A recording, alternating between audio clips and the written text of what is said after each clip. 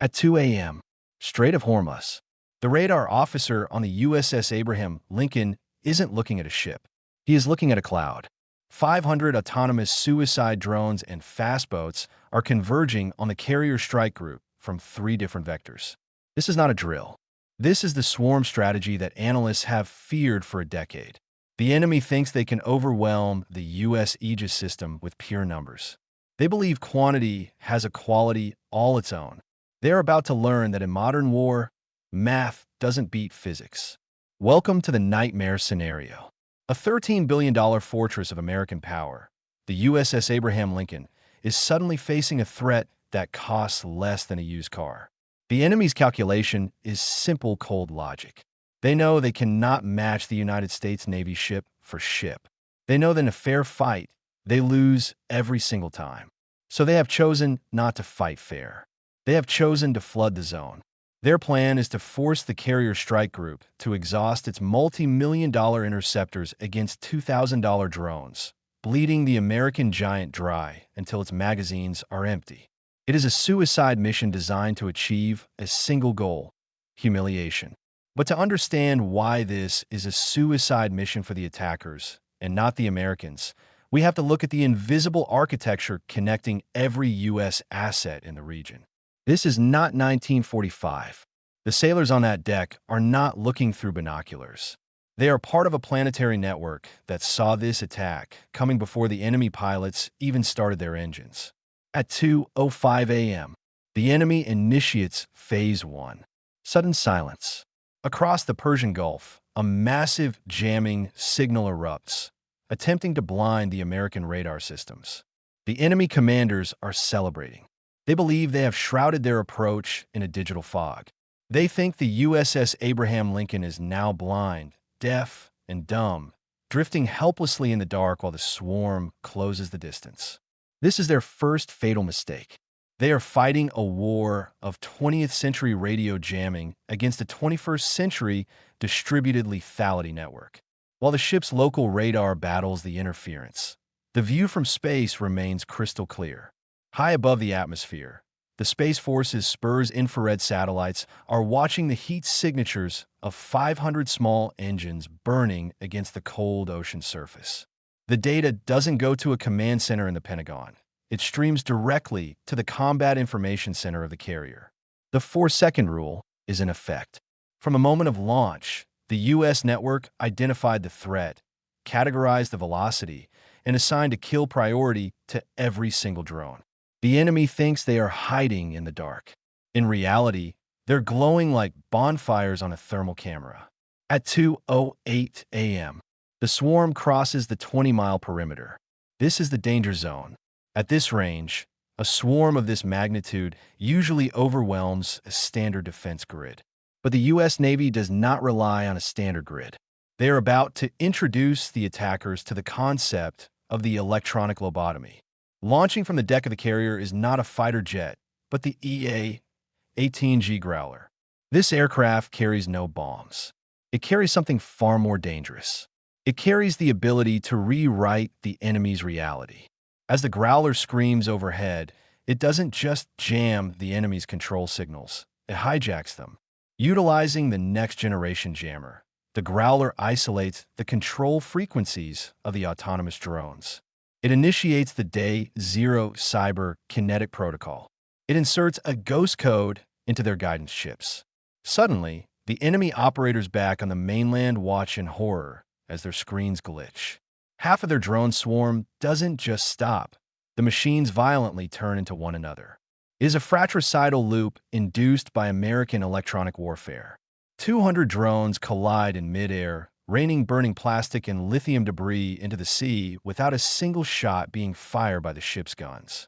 The enemy swarm has just been effectively lobotomized. Their screens are flooded with fake targets, turning their own technology into an American toy. But 300 targets remain. The fast attack boats, manned by fanatical commandos, press forward through the debris field. They are now within 10 miles. They believe they have passed the electronic wall. They are now entering the kinetic meat grinder. At 2:12 a.m., the captain of a USS Abraham Lincoln authorizes weapons free. The defense of the carrier shifts from the digital to the physical. This is where the sheer, raw power of the Ford-class and Nimitz-class designs becomes apparent. We are talking about the steel porcupine. The first layer of hard defense activates. The RAM 116 rolling airframe missiles streak from their launchers. These are not long-range interceptors. They are agile, heat-seeking watchdogs designed to snap the necks of incoming threats at close range. They do not miss. One by one, the lead attack boats are vaporized in flashes of orange fire. But there are still too many of them. The enemy is banking on the fact that the ship cannot fire fast enough to stop them all. They forgot about the Phalanx. As the remaining boats cross the 2-mile mark, the Phalanx close-in weapon systems, the R2D2S of the naval world, spin up. These rotary cannons are the final word in point defense. They do not fire in bursts. They fire a continuous stream of tungsten armor-piercing rounds at 4,500 rounds per minute. The sound is not a machine gun. It is a chainsaw tearing through the sky. The lead boats are not just sunk, they are shredded. The 20mm rounds chew through fiberglass hulls, engines, and crew with indifferent mechanical precision. The ocean surface around the carrier is whipped into a white froth of impacting rounds. It is a wall of lead that nothing biological or mechanical can pass through. The swarm is hitting a brick wall, moving at Mach speeds. A helicopter attempting to enter this kill zone will be turned into aluminum confetti in less than 2 seconds. At 2:15 a.m., the attack has faltered. What was meant to be a glorious overwhelm strategy has turned into a debris field. But the U.S. Navy is not content with simply surviving. In American military doctrine, defense is just the prelude to a disproportionate offense. The enemy made a critical error when they launched this attack. They assumed the carrier was the target. They failed to realize the carrier is actually a mobile airbase capable of projecting power hundreds of miles inland. While the Phalanx systems are still cooling down, the flight deck is alive with organized chaos. The electromagnetic aircraft launch system, or EMALS, is cycling faster than steam catapults ever could. F-35C Lightning II stealth fighters are being hurled into the night sky. These jets are not hunting the boats. The boats are already dead. The F-35s are hunting the source. The P-8 Poseidon, loitering at 30,000 feet, has been performing a forensic audit of the radio signals used to control the swarm. It hasn't just been listening, it has been triangulating. It has traced the command signal back to a specific hardened bunker complex 300 miles away, hidden deep within a coastal mountain range. The enemy thought they were safe operating from a remote site. They thought they were anonymous. They were wrong. The Poseidon transmits the coordinates to the F-35 squadron via the data link. At 2:30 a.m., the retaliation. The F-35s do not need to enter the enemy's airspace to kill them. Utilizing the GBU-53 Stormbreaker smart bombs, they can release their payload from 40 miles away. These glide bombs are networked. They talk to each other. They share target data in real time. Back at the enemy command bunker, the generals are still trying to understand why their screens have gone dark. They're shouting orders to drone squadrons that no longer exist. They do not hear the Stormbreakers gliding silently through the pre-dawn darkness. They do not see the end coming. The first impact is not an explosion, but a penetration. The lead bombs are equipped with delayed fuses. They punch through the reinforced concrete of the bunker's roof before detonating deep inside the command center. The following impacts seal the exits. In seconds, the nerve center of the enemy's naval aggression is turned into a tomb of twisted rebar and silence. But the American response isn't finished. The logic of overkill dictates that the enemy must lose not just their current attack force, but their ability to ever threaten the fleet again. As the bunker smolders, the second wave arrives. This is not about precision. This is about erasure. 4B, 1B Lancer strategic bombers, supersonic monsters of the sky, receive their targeting data while loitering over the Arabian Sea. Each Lancer is a mobile death sentence, capable of erasing 24 strategic targets simultaneously without ever entering enemy radar range. They unleash a volley of JSSMER stealth cruise missiles. The targets are the enemy's coastal radar sites and the logistic airfields that supported the drone launch. At 2:35 a.m., the horizon lights up. It looks like a second sunrise. The cruise missiles slam into the enemy's support infrastructure with devastating accuracy. Fuel depots erupt into pillars of fire hundreds of feet high. Radar stations, the very eyes of the enemy's defense, are dismantled by high-explosive fragmentation warheads. The seismic sensors in the region register the impacts as minor earthquakes. This is no longer a battle. It is a brutal military deprogramming. Deep beneath the surface of the Persian Gulf, the final piece of the trap snaps shut. An Ohio-class guided missile submarine, silent and unseen, opens its vertical launch tubes. It ripples off a salvo of Tomahawk cruise missiles. These are not aimed at military targets. They are aimed at the enemy's power grid supporting the military district. At 2:40 a.m., the lights go out on the enemy coastline. The entire military sector is plunged into darkness. The message is clear. You try to blind us electronically, we will blind you physically. The enemy's ability to communicate, to coordinate, or even to see has been stripped away. They are left in the dark, surrounded by the wreckage of their own ambition. At 2:38 a.m., secondary threat vector detected. Just as the final Tomahawk impacts ripple across the enemy coastline, a new alert flashes across the Aegis display. This is not another drone cluster, not fast attack craft. The velocity reading is wrong for that. It is too clean, too vertical.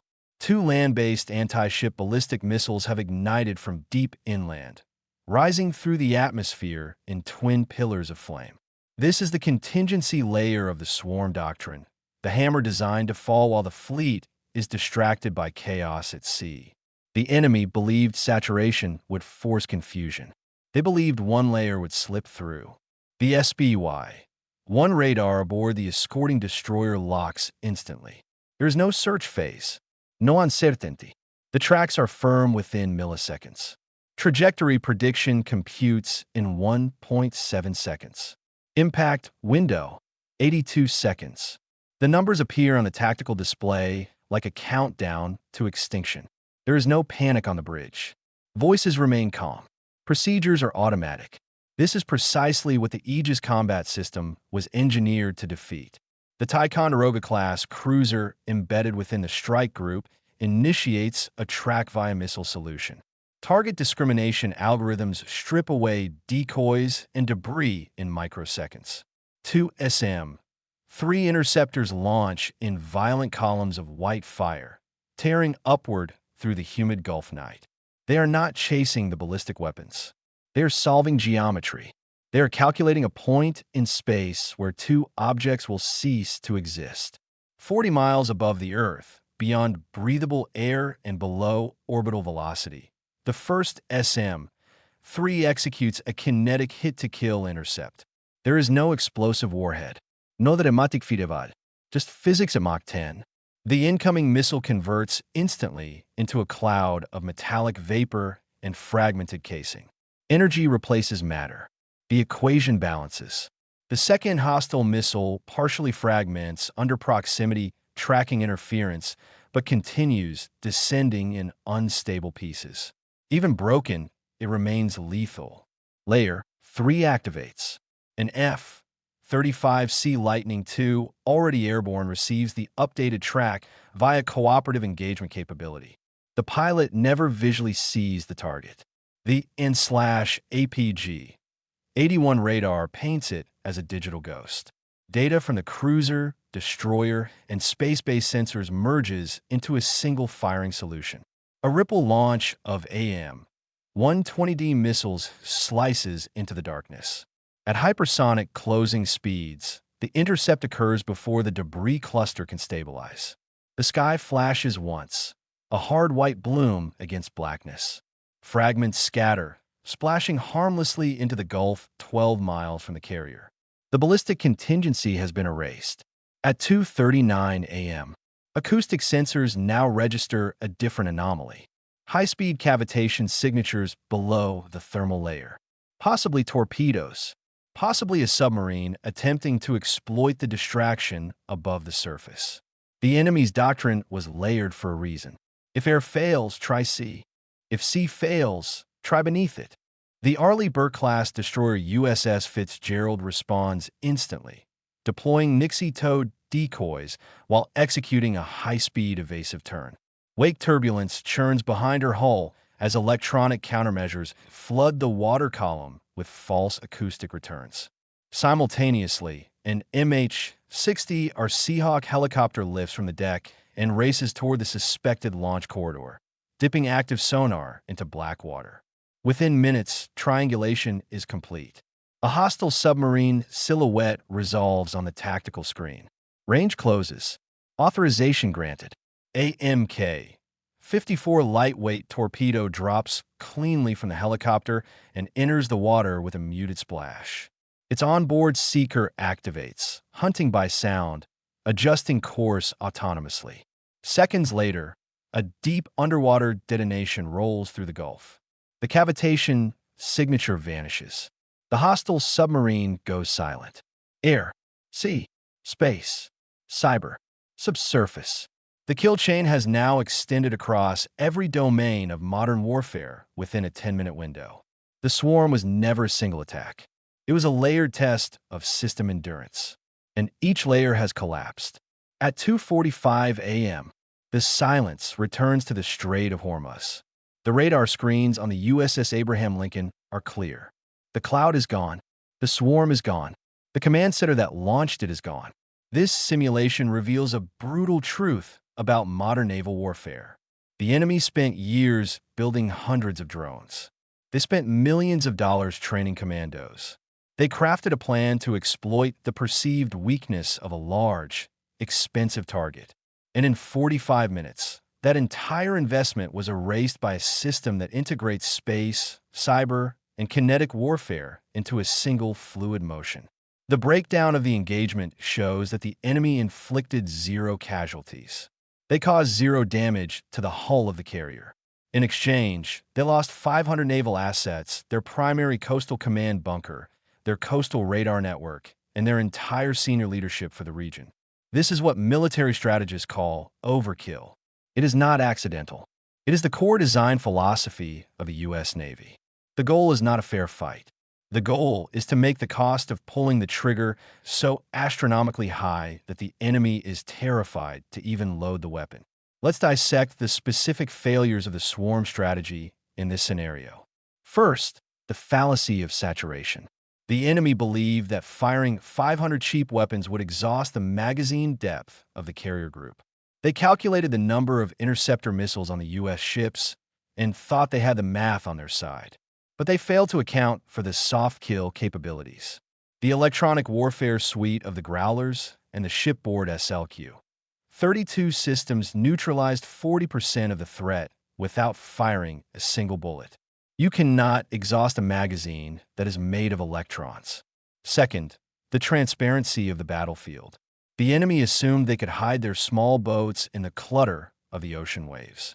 They relied on the idea that radar struggles to pick up small fiberglass hulls. But they were fighting against a multi-spectral sensor net. The Space Force satellites saw the heat. The P-8 Poseidon heard the engines. The drones overhead saw the wake. There is no place to hide in a modern, sensor-saturated environment. Third, the speed of the kill chain. In the past, it took minutes to identify a target, relay the coordinates, and authorize a strike. In this simulation, that cycle happened in seconds. The AI-assisted combat systems on the Ford-class carrier automated the prioritization of targets. The machines decided what to kill first, faster than a human could blink. The enemy was fighting at the speed of human decision-making. The U.S. Navy was fighting at the speed of light. The lesson for any nation observing this simulation is clear. In the 21st century, if you attack the U.S. Navy, you aren't fighting a ship. You are fighting a planetary network that knows you are coming before you even start your engine. You are fighting a system that can blind you, deafen you, and erase you from the map in less time than it takes to watch a sitcom. The swarm strategy is dangerous. Yes, but against a layered, network defense, it is simply a very expensive way to commit suicide. The waters of the Arabian Sea are deep, and they're filled with the wreckage of those who underestimated the lethality of the American fleet. As the sun rises over the horizon, the carrier turns into the wind. Flight operations continue. The giant remains untouched. The message has been sent, written in fire and steel across the morning sky. Do not touch the boats. What do you think? Is the age of the aircraft carrier over, or does this simulation prove that high-tech defense can still defeat mass swarm attacks? Let us know in the comments below. And if you want to see more strategic breakdowns of modern military scenarios, make sure to like and subscribe. Only the paranoid survive. Stay tuned.